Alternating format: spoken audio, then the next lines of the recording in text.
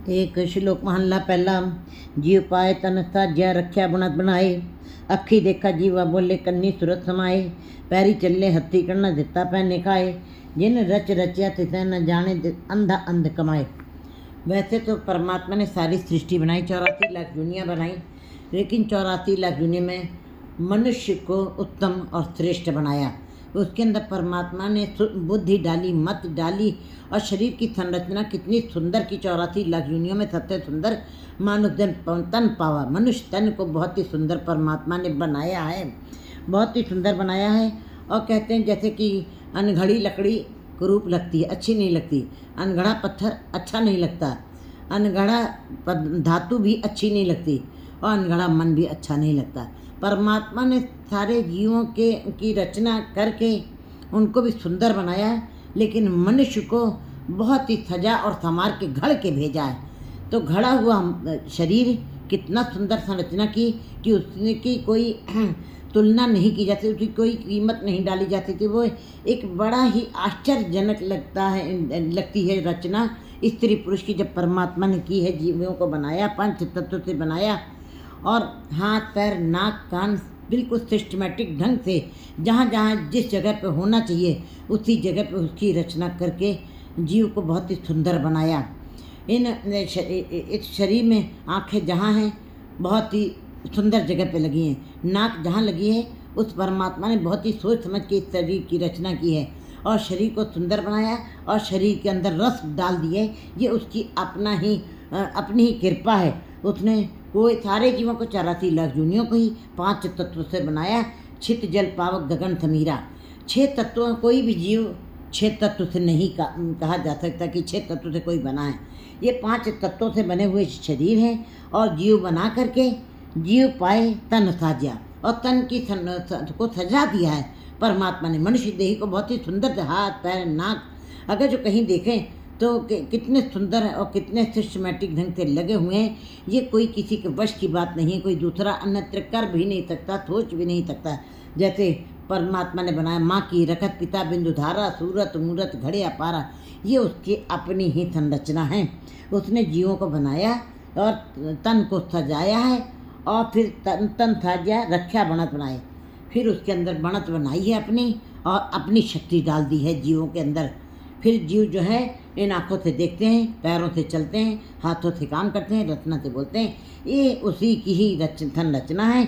और अखी देखे, आँखों से वो देखता है, जीवा से वो बोलता है, कानों से सुनने की शक्ति है समाई हुई है, और पैरी चले हथा पैरों से चलता है, हाथों से काम करता है, दित्ता पहने खाए, और उसका दिया हुआ जीव जो है पहन रहा है और खा रहा है। ये उसी की कृपा है। अगर हमारा एक हाथ टूट जाए तो वो वाला हाथ हमको नहीं मिल सकता जो परमात्मा ने हमको दिया है नेचर से। वो बात अलग है कि रबड़ के हाथ लग गए, आप अपना काम चला लें, लेकिन नहीं, वो शक्ति नहीं आ सकती। अगर जो एक पैर टूट जाए तो कहते हैं वो पैर दोबारा रबड़ का लग जाएगा, प्लास्टिक का लग जाएगा, लेकिन ये जो परमात्मा ने जो ये संरचना की है हाथ पैरों की, बिल्कुल वैसी कोई भी नहीं कर सकता। किसी के अंदर ताकत नहीं है।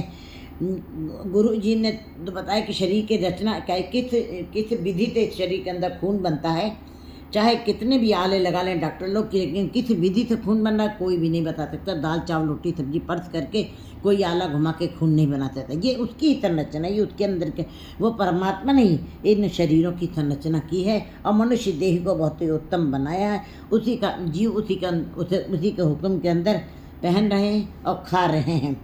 जिन रच रचा तिथे न जाने, लेकिन अगर जो उस परमात्मा ने इतने सुंदर हाथ पैर नाक आँख दिए हैं तो काहे के लिए दिए हैं? ए नेत्रो मेरे हर तुम में ज्योत तरी, हर भी नवर न देखियो कोई, हर भी नवर न देखो कि नदरी हर निहाल है।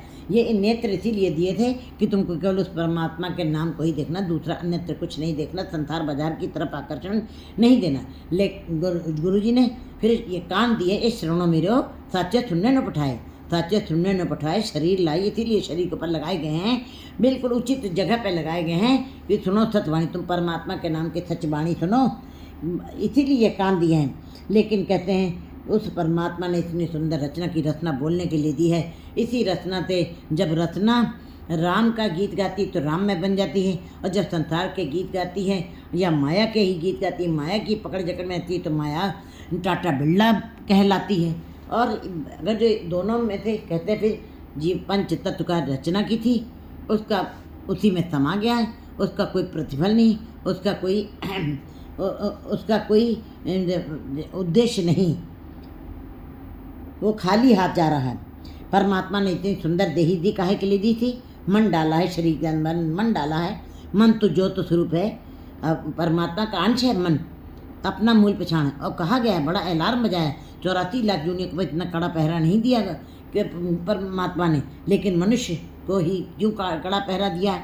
क्योंकि मनुष्य 84 लाख योनियों के ऊपर अपनी सिकदारी करता है, संसार के सारे सुखों का भोग वही करता है, चाहे फल है, चाहे दूध है, चाहे अन्न है, चाहे ड्राई फ्रूट है, सब मनुष्य के लिए बने हैं। पशुओं के लिए नहीं, पशु तो बेचारे खड़ खावे अमृत है, पशु तो बस अपने उसके हुक्म के अंदर ही चल रहे हैं। और मनुष्य को अकल दी है, बुद्धि दी है, मति दी है, लेकिन अगर जो ये इंद्रियां जो दी हैं, कर्म इंद्रियां दी हैं, अगर जो उस परमात्मा की रची हुई रचना को नहीं जानता है जीव, मनमुख जीव, मूर्ख जीव, अज्ञानी जीव, आंखें होते हुए अंधा है हो गया है, तो अगर जो उसको नहीं जाना, उस परमात्मा की शक्ति को नहीं पहचाना, उसके साथ नहीं लगा, उसको याद नहीं किया, अंधा अंध कमाए, तो फिर संसार में आंखें होते हुए वह अंधा है। और अंध कमाए माने सांसारिक पदार्थों का भोग करते हुए उसी की कमाई करा, उसी का उन्हीं पदार्थों को इकट्ठा करे, उन्हीं कौड़ियों को इकट्ठा कर रहा है, जो अंत में बेरस हो जानी है, जो अंत में इन हाथों से छूट जानी है, जो अंत में सब खत्म हो जानी है, नाशवान हो जानी है। फिर ऐसे जीव अंधे रह करके अंधे ही कर्म कमा रहे हैं और संसार में ही उनका अस्तित्व रह जाएगा और संसार में ही भटकते रह जाएंगे।